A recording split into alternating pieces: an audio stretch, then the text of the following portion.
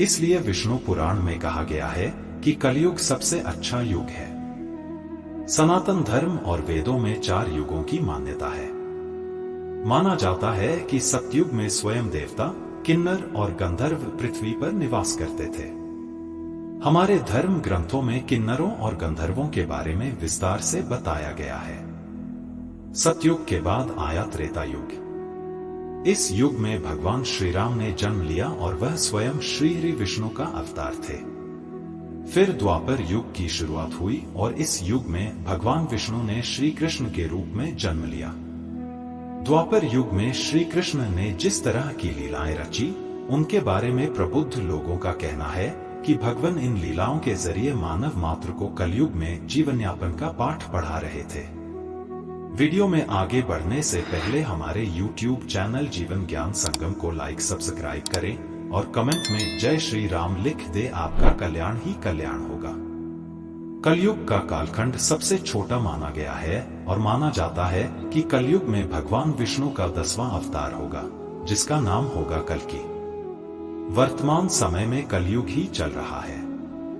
विष्णु पुराण कलयुग के वर्णन करते हुए कहा गया है कि कलयुग पाप इतना अधिक होता कि सृष्टि का संतुलन बिगड़ जाएगा। कन्याएं 12 साल में ही गर्भवती होने लगेंगी। मनुष्य की आयु औसतन 20 वर्ष हो जाएगी। लोग जीवन भर की कमाई एक घर बनाने में लगा देंगे।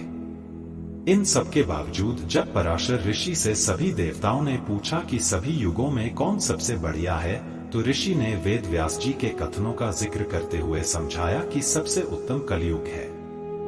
आइए जाने व्यास जी ने विष्णु पुराण में क्यों कहा है कलयुग को धन्य और सबसे उत्तम। श्री वेद व्यास जी ने वेदों का वाचन किया और भगवान गणपति ने उनके अनुग्रह पर उन वचनों को लिखित रूप में प्रस्तुत किया। श्री वेद व्यास जी को ही वेदों का रचनाकार माना जाता है। वेद व्यास जी से जुड़ी एक पौराणिक कथा के अनुसार वेद व्यास जी ने सभी युगों में कलयुग को श्रेष्ठ युग कहा है।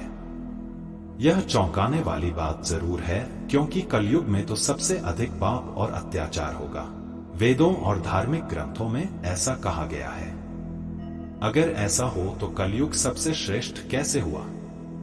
विष्णु पुराण में वर्णित एक घटना के अनुसार मुनिजनों और ऋषियों के साथ चर्चा करते हुए वेद व्यास जी कहते हैं, हे मुनिजन, सभी युगों में कलयुग ही सबसे श्रेष्ठ युग है, क्योंकि 10 वर्ष में जितना व्रत और तप करके कोई मनुष्य सतयुग में पुण्य प्राप्त करता है, त्रेता युग में वही पुण्य 1 साल के तप द्वारा प्राप्त किया जा सकता है।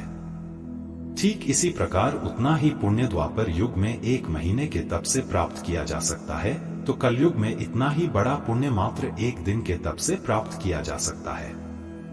इस तरह व्रत और तप के फल की प्राप्ति के लिए कलयुग ही सबसे श्रेष्ठ समय है। आज के लिए बस इतना ही। मिलते हैं न्यू वीडियो पर। जय हिंद, जय